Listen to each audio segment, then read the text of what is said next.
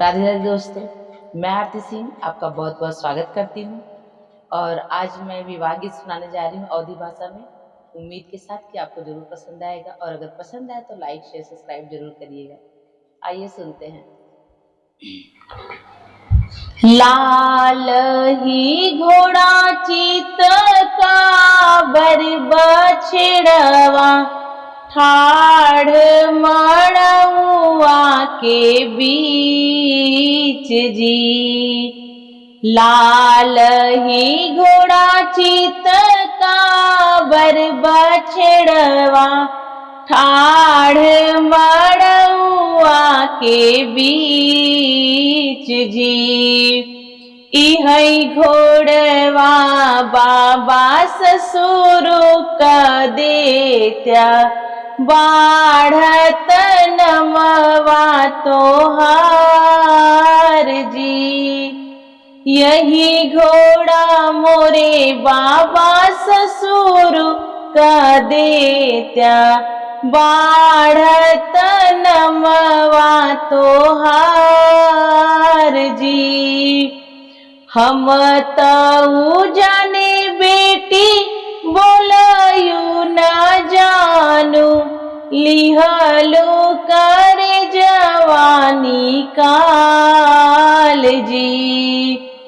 हम तऊ जाने बेटी बोलयू न जानू, लिहलो करे जवानी काल जी। इहै घोड़वा पे मोरा बेटा चढ़तू है, कैसे का समाधि का देऊ जी। इहै घोड़वा पे मोरा बेटा चढ़तू है, कैसे के समाधि के देऊ जी। इतनी बचन सुने दुल्हे कवन सिंह, नैना ललित होई जाई। इतनी बचन सुने दुल्हे कवन सिंह, नैना ललित होई जाई जी। भीतरा से निकली है माया हो कवन सिंह, सुना बेटा राज हमार जी। भीतरा से निकली है माया हो कवन सिंह, सुना बेटा राज हमार जी। चंदा सूरज ऐसन बेटी संकल्पे, घोड़वा का कवन विषाद जी। चंदा सूरज ऐसन बेटी संकल्पे, घोड़वा का कवन विषाद जी। दुआरा से आए हैं भैया हो कवन सिंह, भय बहनोई लगे ठाढ़ जी।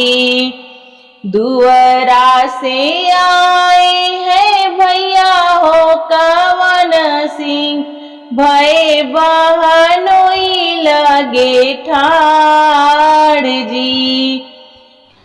रेशम के डोरिया लैयाओ बहनोइया, लई जाओ घोड़वा के बांध जी। रेशम के डोरिया लैयाओ बहनोइया, लई जाओ घोड़वा के बांध जी।